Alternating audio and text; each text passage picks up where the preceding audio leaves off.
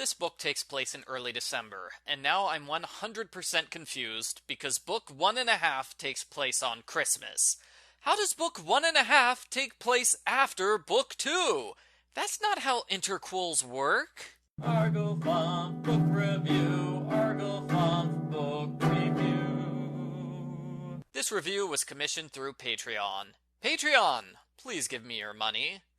Lake Eden is hosting a dessert-making competition this year. One of the judges has to drop out at the last minute. The replacement judge is Boyd Watson, coach of the high school basketball team. In addition to beating other schools, he beats his wife Danielle. It's awful. Let me quote my review from the previous book. Hannah goes to question Danielle some more. It turns out Danielle is being physically abused by her husband, and tragically, she refuses to report him to the police. I hope he gets brought to justice in a later book. That was a sad subplot. Boyd does get brought to justice, as he is today's murder victim. It's like the author is reading my mind. Boyd is a jerk to the losing contestants because he only cares about winners. That night, Danielle calls Hannah in a panic. Boyd was killed in the garage with his own hammer. He died before he could eat Hannah's strawberry shortcake. Dying before dessert is a terrible way to go. Hannah is allowed to be there when the police question Danielle because she's Danielle's best friend, and she's also dating handsome detective Mike Kingston. Oh yeah, they're a thing now. Sort of. They go on dates regularly, but it's not romantic. They've never tried to kiss or anything. I think Hannah might have commitment issues, but I'm not sure. Danielle is devastated by her husband's murder. She is so upset she can't see that she's the prime suspect. She has no alibi, and she has a great motive. Boyd hit her yesterday. Mike believes Danielle is innocent, but he has to admit it looks pretty bad for her. Mike doesn't want Hannah to put herself in unnecessary danger. He wants her to promise that she'll stay out of it. But come on, there is no way Hannah is going to leave the investigation up to the police. Not even a super hot police officer she's half dating. Instead of promising, Hannah distracts Mike with a joke about police uniforms. That way she's technically not lying to him when she goes against his wishes. She's deliberately deceiving him because she doesn't trust him to do his job. I don't know if this relationship is going to work. Hannah is interrupted by today's plot character, Lucy Richards. Lucy is an annoying local reporter who thinks highly of herself. She shows off her expensive clothes and car, and she tries to pressure Hannah into giving juicy details about the murder. It's clear that Lucy cares more about publicity than accuracy. Andrea volunteers to help with the investigation. She and Hannah talk with Danielle. Danielle confirms that the day before the murder, Boyd got a phone call from a woman who slurred her words. After the call, Boyd was angry and violent.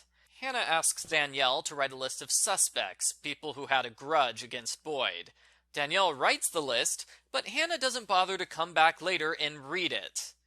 After a search, Hannah realizes the mystery phone caller was slurring because she just got back from the dentist. Enter Hannah's other half-boyfriend, Norman Rhodes. I swear, this is not a romance series, I just like to pretend it is. After a few chapters of dead-end investigation, Norman confesses he operated on Lucy Richards. She's blackmailing him for free dental work over something he did in Seattle. Hannah doesn't pressure Norman to tell her his secret, even though she's normally a busybody. Either she likes him a lot, or we're saving that particular revelation for the next book. Norman and Hannah decide to enter a house designing contest together. Hannah wants 2 ovens in her dream house, so she can bake food while she's baking food. Hannah, you've got a problem. Hannah and Andrea break into Lucy's apartment while she's at the dentist. They find a hidden compartment with all of Lucy's blackmail material, like a photo of Boyd hitting Danielle, and a contestant bribing a judge. There's some film which Norman develops. It's a photo of the murderer confronting Boyd, although it's too blurry to see anything clearly besides the killer's distinctive cufflinks. Hannah spends the rest of the day trying to find Lucy. She goes all over the place, including to her mother's Regency Romance Club. They act out a scene from a terrible book, and it is so hilarious, I want to write that story now. The school counselor says Boyd had a parent-teacher conference that day. Boyd mentioned something about a player using steroids, but he didn't say who. Boyd was killed before he could fill out the official paperwork. This sounds like a motive to me, and Hannah should go to the police with this information. Unlike her other evidence, it was not illegally gathered, so she can freely give it to the police. At the end of the day, they return to Lucy's apartment, only to find it's been ransacked and Lucy has been killed. Bill and Mike investigate the murder scene. For professional police officers, they are terrible at their jobs. It takes very little to throw them off. Andrea distracts Bill by pretending to cry, while Hannah distracts Mike with a snotty comment like, "You don't want an amateur to mess up your professional investigation."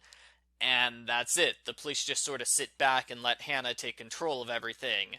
They don't question how she has a photograph of the murderer, or how she knows the timing of the vandalism.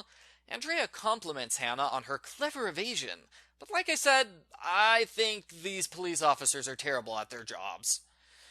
It turns out the camera crew filmed 4 hours of extra footage for the contest. Mason Kimball, the producer, agrees to let Hannah review it. It ends up being long and boring. Mason pays to have a professional coach brought in to replace Boyd.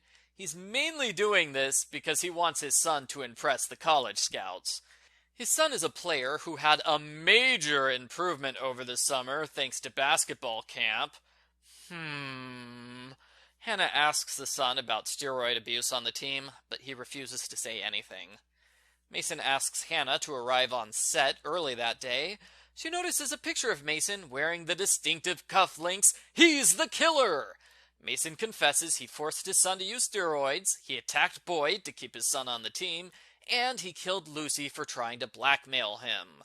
Hannah cleverly gets the confession on tape by pretending to trip and turning on a camera. Less cleverly, Hannah distracts Mason by throwing flour in his face.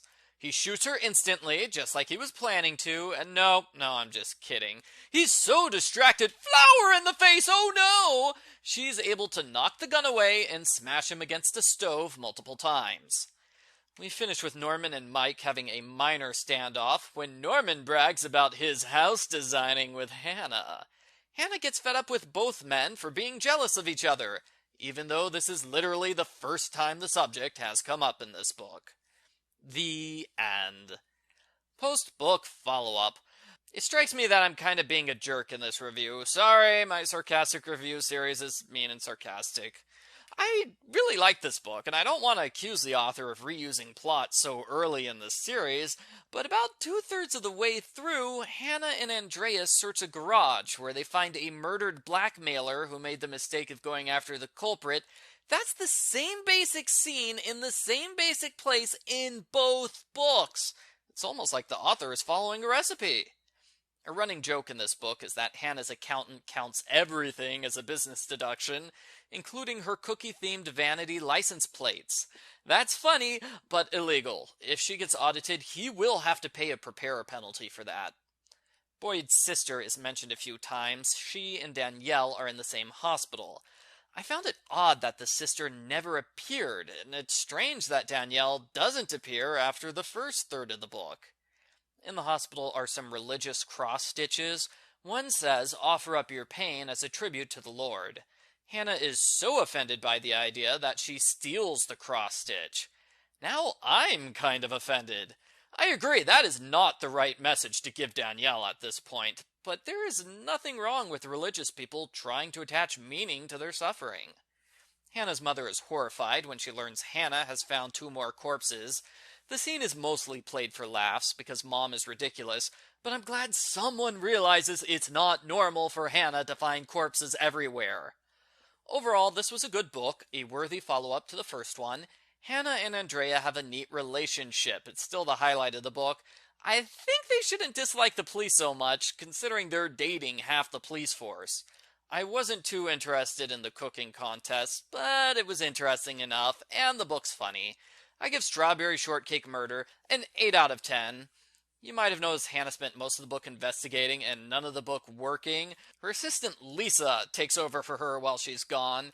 At the end of the book, Lisa gets made a full partner as a thank you for basically making sure Hannah doesn't go broke.